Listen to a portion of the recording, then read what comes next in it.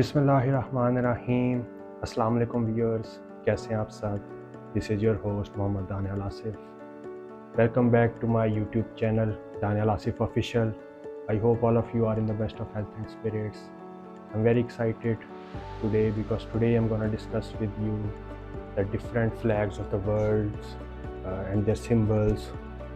तो व्यूअर्स, इससे पहले एक वीडियो स्टार्ट करें आपसे एक छोटी सी रिक्वेस्ट है कि चैनल को लाइक करें, शेयर करें, सब्सक्राइब करें और बेल आइकन को प्रेस करें so that you don't miss any video which is being uploaded on this channel. तो आज के डिस्कशन को स्टार्ट करते हैं। व्यूअर्स, दुनिया में जितनी भी कंट्रीज़ हैं उन सब के अलग अलग फ्लैग्स हैं, और वो जो फ्लैग्स हैं वो ऐसे ही नहीं कि कोइंसिडेंस हुई है या कोई एक्सीडेंटली वो फ्लैग इस तरह का बन गया है। उसके पीछे एक प्रॉपर रीज़न है।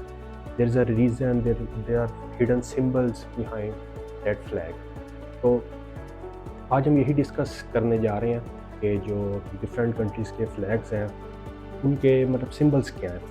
तो पहले आपको ये समझ होनी चाहिए कि फ्लैग जो है ये बेसिकली होता है एक symbol of culture, your heritage, your past tradition, your legacy, your achievements, your struggle. तो डिफरेंट कंट्रीज़ के आपको डिफरेंट फ्लैग्स नज़र आते हैं और उन फ्लैग्स के थ्रू जो है वो उस कंट्री की स्ट्रगल को या उस कंट्री की जो लेगेसी है या जो उसकी रूट्स हैं उसकी तरफ वो फ्लैग जो हैं वो रोशनी डालते हैं। तो वन बाय वन कुछ वर्ल्ड की जो कंट्रीज़ हैं उनके फ्लैग्स को डिस्कस करते हैं और उनके जो सिंबल्स हैं उनको डिसाइफर करने की कोशिश करते हैं। सबसे पहले viewers, let's start with Pakistan. तो पाकिस्तान के फ्लैग को अगर आप गौर से देखें तो इसका जो ग्रीन रंग है ये मुस्लिम मेजॉरिटी और इस्लाम को रिप्रेजेंट करता है, जबकि जो वाइट कलर है ये माइनॉरिटी कम्युनिटी और माइनॉरिटी रिलीजन्स को सिंबलाइज करता है। इसके बाद जो एक क्रेसेंट है ये प्रोग्रेस को शो करता है, वेयर एज ये जो स्टार है इट शोज़ एनलाइटनमेंट। तो क्योंकि बेसिकली पाकिस्तान जो है it was created and the purpose was that यहाँ पर मुस्लिम जो मेजॉरिटी के साथ जो नॉन मुस्लिम माइनॉरिटी हैं उनको भी बराबर के राइट्स जो हैं वो दिए जाएंगे। और पाकिस्तान का जो फ्लैग है वो इसी चीज़ को, इसी क्वालिटी को जो है वो सिंबलाइज भी करता है। तो जैसे हम अब मैं आपको इस थोड़ा ये भी बताना चाहता हूँ कि फ्लैग जो है वो इम्पोर्टेंट क्यों है। देखिए viewers, all over the world कोई भी स्पोर्ट का कंपटीशन होता है तो उसमें अगर कोई टीम जीतती है तो उसका कौमी तराना पढ़ा जाता है, ठीक है। मोटो जीपी रेसिंग होती है, फार्मूला 1 रेसिंग होती है, उसमें जो राइडर टॉप पे फिनिश करता है उसी कंट्री का फ्लैग हॉइस्ट अप होता है और उसी कंट्री का नेशनल एंथम पढ़ा जाता है। फिर ओलंपिक्स में जो भी गोल्ड मेडल जीतता है उसी कंट्री का फ्लैग सबसे हाई रेस किया जाता है और उनका नेशनल एंथम जो पढ़ा जाता है। तो जो आपका नेशनल फ्लैग है it is basically a sign of unity, your pride. तो मतलब इसलिए जो है ना ये फ्लैग्स जो हैं दे आर वेरी इंपॉर्टेंट, ठीक है। अच्छा, फिर आप देखें पाकिस्तान में हम कहते हैं कि इस परचम के साए तले हम एक हैं, सांझी अपनी खुशियाँ अपने गम हम एक हैं। तो what does it mean? It means कि इस एक फ्लैग के अंडर हम सब यूनाइट होते हैं, ठीक है। आप देखें कि स्कूल्स में सुबह असेंबली के टाइम पे जो है वो नेशनल एंथम पढ़ा जाता है तो कंट्री का जो फ्लैग है उसको रेज़ किया जाता है। इसी तरह जो है हर कंट्री जब अपना इंडिपेंडेंस डे मनाती है तो उसके वो अपने अपने फ्लैग्स को रेज़ करती है। सिमिलरली कोई भी दुनिया में स्पोर्टिंग इवेंट में फैंस जाते हैं, क्राउड जो बैठा होता है वो अपनी अपनी कंट्री के फ्लैग जो हैं वो उनको वेव कर रहे होते हैं, तो they feel sign of happiness in it, ठीक है। तो इस तरह वो कंट्रीज जो हैं they unite, the people of a nation they unite under a flag. तो आपस के जितने भी तफरक़ात हैं, जो छोटे मोटे कल्चर लेवल पे डिफरेंसेस होते हैं, सेक्टर लेवल पे डिफरेंसेस होते हैं, इसके अलावा जो है वो सोशल क्लासेस के डिफरेंस, सारों को छोड़ के जो हैं लोग ultimately they come under one flag one banner and that is where a nation unites. अच्छा, आगे मूव करते हैं। अगर हम चाइना के फ्लैग की बात करें तो चाइना का जो फ्लैग है रेड कलर है, it basically shows the communist revolution which took place. और उसके बाद जो सबसे बड़ा स्टार है ये it is a sign of the Chinese communist party which leads the country.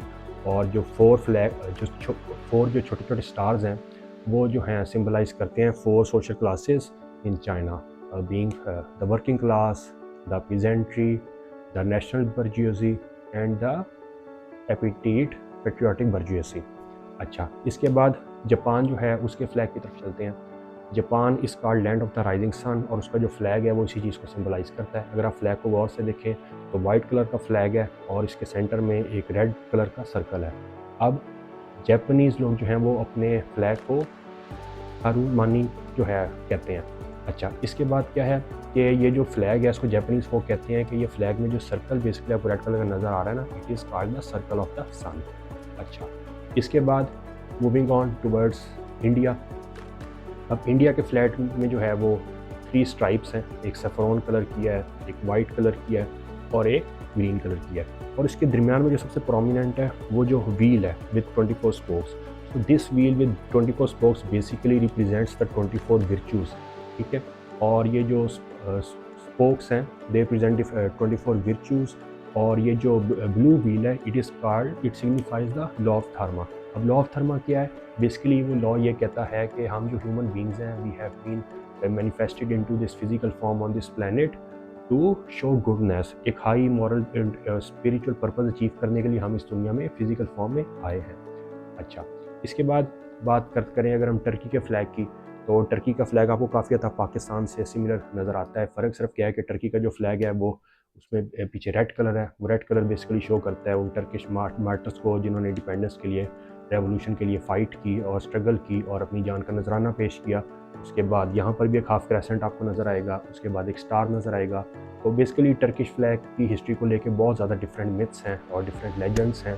इसके बाद व्यूअर्स हम बात करें अगर यूएसए के फ्लैग की, तो यूएसए के फ्लैग पर आपको 3 डिफरेंट कलर्स नज़र आते हैं। जो रेड कलर है it is a sign of courage, valour, bravery. जो वाइट कलर है it symbolizes truth, innocence, purity. And blue colour is for justice. अच्छा, उसके बाद आपको उसमें 13 जो स्ट्राइप्स नज़र आती हैं ऑल्टरनेट रेड वाइट कलर की, these stripes are basically for the original 13 colonies that gained independence and became a part of United States of America. और जो 50 स्टार्स हैं they represent the current 50 states of USA. अच्छा, इसके बाद अगर आप UK की, यूनाइटेड किंगडम के फ्लैग की बात करें, तो यूके के फ्लैग को यूनियन फ्लैग या यूनियन जैक भी कहते हैं। इसमें बेसिकली 3 क्रॉसेस आपको नज़र आती हैं। वन क्रॉस जो है, एक क्रॉस जो है वो रिप्रेजेंट करता है सेंट जॉर्ज को, जो कि सेंट पैट्रन ऑफ इंग्लैंड है। दूसरा जो क्रॉस है वो रिप्रेजेंट करता है सेंट पैट्रिक को, पैट्रन सेंट ऑफ आयरलैंड है। और तीसरा क्रॉस इसको सिंबलाइज करता है सेल्टायर ऑफ एंड्रयू को। अच्छा, इसके बाद मूविंग ऑनवर्ड अगर हम बात करें जर्मनी के फ्लैग की, तो जर्मनी के फ्लैग में भी आपको 3 जो है वो बैंड्स नज़र आते हैं of different colours. These colours black, red and yellow are basically the 3 national colours of Germany. तो इसके पीछे ये सिंबल है। अच्छा, मूविंग ऑन अगर हम इटली की बात करें, तो इटली के फ्लैग में आपको अगेन 3 स्ट्राइप्स नज़र आती हैं, red, white and green colour की। इसमें जो ग्रीन कलर है it basically shows the land of Italy, white points towards the snow-peaked mountains, the Alps of Italy, and the red color points towards the blood of all those martyrs, all those people who lost their lives in their fight for struggle of Italy. तो revolution के लिए जिन लोगों ने जान का नजराना पेश किया उसकी। अच्छा, इसके पीछे एक और मिथ जो लेजेंड वो भी ये भी है कि जो वाइट और रेड कलर है it was basically colour of Milan, और जो कलर है green it points towards the Milanese civic guard. ठीक है, तो बहरहाल ये 2 डिफरेंट हैं इसके पीछे, ठीक है, फ्लैग के पीछे सिंबल्स हैं। अच्छा, इसके बाद अगर हम बात करें नाइजीरिया के फ्लैग की, तो नाइजीरिया के फ्लैग में आपको 3 स्ट्राइप्स नज़र आती हैं, 3 बैंड्स। इसमें जो लेफ़्ट राइट पे ग्रीन कलर के बैंड्स हैं, जबकि मिडल में जो है वो वाइट कलर का बैंड है। तो जो ग्रीन कलर के बैंड्स हैं they symbolize the natural wealth of Nigerian people, whereas white points towards innocence, purity and truth. तो फिर जिसके बाद अगर हम बात करें डेनमार्क की, तो डेनमार्क का जो फ्लैग है, Danish flag, it is considered to be the oldest flag. ठीक है, इट केम अबाउट इन 1219। और उसके बाद अगर हम स्विट्ज़रलैंड के फ्लैग की बात करें, तो स्विट्ज़रलैंड का फ्लैग जो है it is a perfect square. आपको दरमियान में एक वाइट क्रॉस नज़र आता है, and white is a perfect square to show the neutrality. अच्छा, moving on towards South Africa flag. South Africa का फ्लैग वाहिद फ्लैग है पूरी दुनिया में जिसके ऊपर कोई सील या बारकोड नहीं है, और इसमें 6 डिफरेंट कलर्स हैं। तो और उसमें आपको ना एक वाई साइन जो है वो नज़र आता है। तो that basically points towards the, that symbolizes the convergence, the clash of different cultures. So basically, this is a symbol of post-apartheid South Africa, where there's equality, there is no more room for racism. All the different skin colors and races and cultures coexist without any fear of racism or discrimination. इसके बाद अगर हम बात करें तो there are some country flags which have weapons built on them. इसमें अगर हम मोज़म्बिक के नेशनल फ्लैग की बात करें तो उसके ऊपर आपको AK-47 नज़र आती है। तो ये that basically points towards the fight for revolution, and it basically honors all the martyrs and all those who lost their lives in the struggle and fight. इसके बाद अगर आप किंगडम ऑफ सऊदी अरेबिया के flag को देखें तो उसके ऊपर आपको कलमा नज़र आता है, ला इलाहा इल्लल्लाह मुहम्मद रसूलुल्लाह। इसलिए सेज के अल्लाह एक है और मोहम्मद अल्लाह के रसूल हैं। तो हज़रत मोहम्मद सल्लल्लाहु अलैहि वसल्लम पर नबूवत ख़त्म हुई, वो आप अल्लाह के आखिरी नबी हैं। और फिर जो ग्रीन कलर है किंगडम ऑफ सऊदी अरेबिया के फ्लैग का, ये पॉइंट ये इस्लाम का कलर है, ठीक है। और उसके नीचे देखें कि वो एक सोर्ड बनी हुई है, तो सोर्ड बेसिकली पॉइंट करती है towards the harshness and the strictness of implementing justice in the country, कि जी जस्टिस के ऊपर कोई कॉम्प्रोमाइज़ नहीं किया जाएगा। अच्छा, इसके बाद जो लीबिया का फ्लैग है व्यूअर्स, 1977 से लेकर 2011 तक it was a plane green flag, ठीक है। इसके ऊपर कोई बारकोड सील नहीं थी, कोई इसमें कोई बैंड्स नहीं थे, कोई इसमें के पीछे कोई इसमें कुछ साइंस वगैरह नहीं बने हुए थे। इसके बाद अगर आप नेपाल का फ्लैग देखें तो it is the only non rectangular flag in the world और इट इज़ वेरी यूनिक। और इसके पीछे जो सिंबलिज्म है वो ये है कि चूँकि Nepal is the land of high mountains, आपको पता है कि जो माउंट एवरेस्ट है वो भी नेपाल में है। तो जो नेपाल का जो फ्लैग है वो बेसिकली इसकी जो हाइट है वो that basically points towards the high mountains which are present in the country. तो व्यूअर्स, आखिर में मैं ये आपके साथ शेयर करता चलूँगा कि जैसे मैंने आपके साथ बहुत सारी कंट्रीज़ के फ्लैग्स की एग्जांपल्स जो हैं वो शेयर की, तो ये इसी चीज़ की तरफ पॉइंट आउट करता है कि जो फ्लैग्स हैं they are not just piece of cloth, तो इनके पीछे बहुत हिडन सिंबल्स हैं जो कंट्री की एक रिच कल्चर को, उसकी लेगेसी को, उसकी रूट्स को, उसकी जो है वो सिविलाइजेशन को, उसकी जो स्ट्रगल फॉर इंडिपेंडेंस है उसमें उसके जो रेवोल्यूशन है उसको पॉइंट आउट करता है। तो किसी भी कंट्री के फ्लैग को समझ कर जो है वो आप ना सिर्फ अपना नॉलेज का लेवल बढ़ा सकते हैं, बल्कि आप ग्लोबल लेवल पे जाके उस कंट्री के लोगों के लिए के साथ बेटर रिलेशनशिप्स, बेटर रिकॉग्निशन और बेटर अंडरस्टैंडिंग भी डेवलप कर सकते हैं। बिकॉज जब आप समझ जाएंगे कि किसी फ्लैग के पीछे सिंबल क्या है, तो आप उस कंट्री की रूट्स का, उसकी हिस्ट्री का भी बखूबी अंदाज़ा हो सकेगा।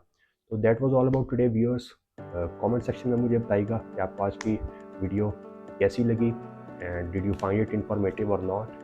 तो एक हट के टॉपिक था तो मैंने कहा आपके साथ ये शेयर करूं, बिकॉज हम लोग जो हैं वो डेली लाइफ में बहुत सारी कंट्रीज़ के फ्लैग्स देखते तो हैं, लेकिन उनके पीछे क्या सिंबल्स हिडन है कभी हम लोगों ने इसको डिटेल में जाके समझने की कोशिश नहीं की।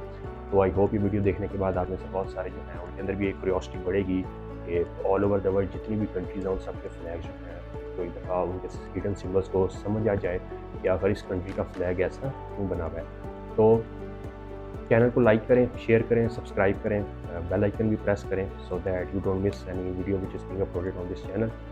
आप सबसे मुलाकात होगी इंशाल्लाह अगली वीडियो में। अपना ख्याल रखें, दुआओं में याद रखें। Stay safe, stay blessed, stay happy. अल्लाह हाफ़िज़।